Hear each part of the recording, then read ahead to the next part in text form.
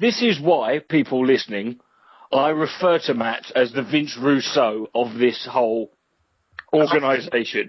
Matt thinks that tonight at WrestleMania 30, Stone Cold's coming back to set up Stone Cold versus John Cena. I don't know what drugs he's been doing the night before, but we're about to find out the rationale behind this absolute total bollock, which might have been true by the. I might have Cena wrong. It might be somebody else. But you can't go on that. You can't say that. You said I'm caught. I think Cena is the most likely possibility to quote, being thrown around. I will quote everybody is saying CM Punk is like they're going to set the other possibility is them setting up CM Punk versus Stone Cold for WrestleMania 31. Stone Cold versus Undertaker. Source.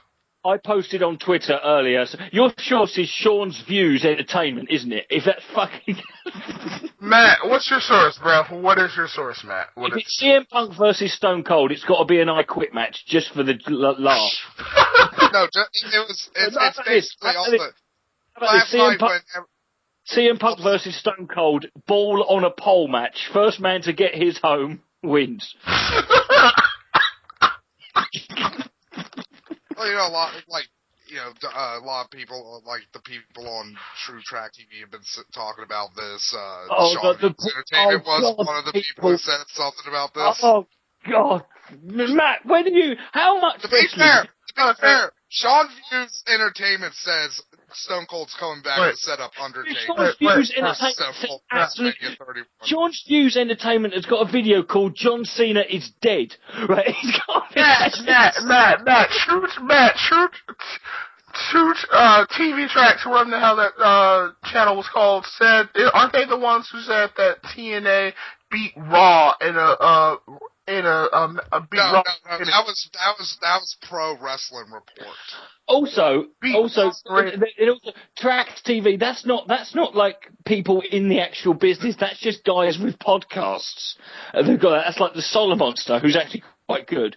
But then you've got Daleks Man is another one on it, and then you've got Kevin Castle and Don Tony, who are a bag of shite, and they're typical miserable wrestling fans who go. They are awful. Yeah, Solar Monster's really good though. No, he's really good. He's one of the few people I can listen to talk about wrestling for 2 hours. He's really good. But they're still just fans. They're not people. They're not people in the actual business. Right now it's just fan speculation because Steve has constantly said if he's coming back for something, he's not just coming back for like one appearance and do a stunner. He wants to actually put someone over and but be he doesn't need to put use. Cena over or even Punk. True. If anything, can I just say, did you watch the Hall of Fame? Yeah, we watched all 3 hours of it. The best speech of the night goes to Bad News Barrett. I can't believe people were cheering for Bad News, but they were chanting Bad News Barrett. Like that was the oh my God! It was literally 3 hours of Jesus and. Do you know what though? The thing was, I was watching Jake the Snakes Roberts. I thought that was the best Hall of Fame speech I've ever seen because I was watching it and I'm watching it. I'm thinking, man, this is really bumming me out, man. He's going to start. This is going to be a real fucking buzzkill. This fucking speech because he's going on about how he hates it. He's like going, I abused my children and I regret every second of it, but I do it again. And you're watching it, and then at the end it was quite sort of, I got a bit teary for that. Then you got Ultimate Warrior just banging on forever, and then you got fucking Mr. T banging on forever. Ultimate Warrior was very disappointed because it was like, come on, Warrior, we expected you to fucking come out and talk about Jesus for like fucking 40 minutes. But they got like the two most boring guys are the guys who banged on the longest for like, which was Mr. T. And, you wanted fucking Razor Ramon, fucking, as he is now known, fucking spoke for about 5 minutes. I did like Kevin Nash come out. Kevin Nash, with his single opening line, was just, the Bible says, and then everyone starts laughing, because it's Kevin Nash. But yeah, so I'm sorry, but if Austin's coming back for a match, it's not going to be announced at WrestleMania. They're not going to announce next year's main event. See, I think they will with Austin. I think it will be like... Okay, wait. Well, here's my thing. Where is this impression coming from? Like, what are you looking at? See, the thing is, didn't people know when The Rock was coming back? People knew The Rock was coming back. I mean, it was no secret The Rock was coming back. And you want to advertise that because it's one of your biggest properties, so you can get more people out. Steve is arguably their second, or even bigger than The Rock.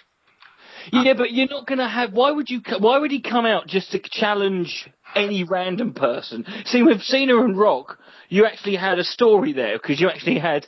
Cena was the guy who was like, he said things about The Rock, and then they came out and they had their little...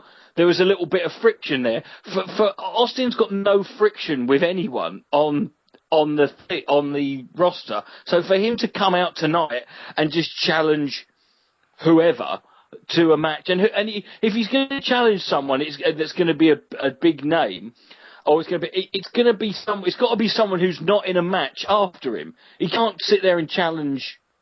He can't challenge Daniel Bryan, or he can't challenge Randy Orton. He can't challenge Batista. He can't challenge Triple H. He can't challenge Brock Lesnar or The Undertaker, because they're all going to be on. They're all going to be on towards the end. He can't challenge John. If he challenged John Cena, he'd have to challenge John Cena before or after his match with Bray Wyatt, which I don't think is going to. Because I think whether Cena wins or loses tonight, he's like the Wyatts are going to do him over.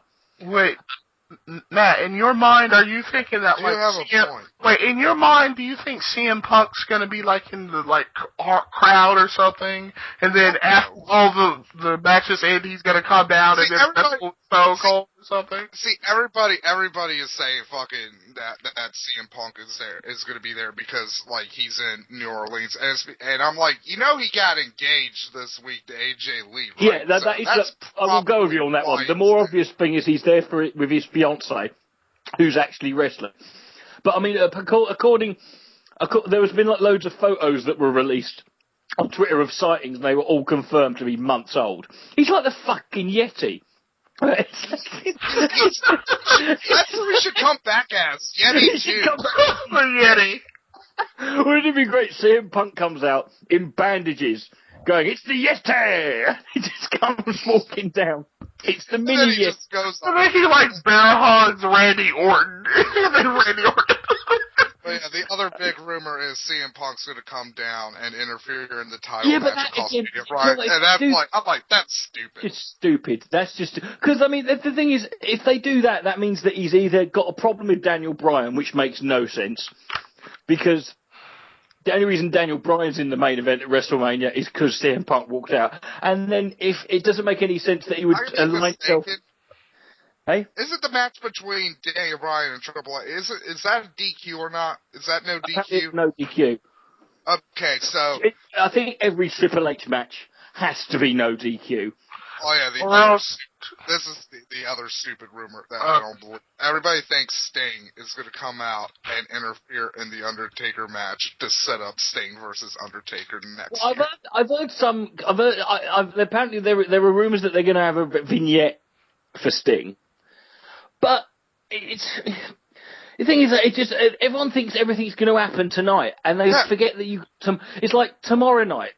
Everyone thought last year. Everyone thought, Dolph Ziggler's going to cash in Money in the Bank and he didn't. He came back and he did it the following night on Raw, which is when they did. And then you got everyone thought the year before. Everyone thought, Brock Lesnar's going to come back at WrestleMania, and they got generally WrestleMania they got to save some things for everyone thinks everything's going to happen.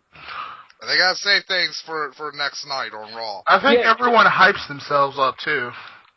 Yeah, everyone gets far too excited, and I've just... But, see, a lot of these rumors are based off of the fact that wrestlers are in New Orleans, and it's of course they're in New Orleans. A huge majority of wrestling fans are in New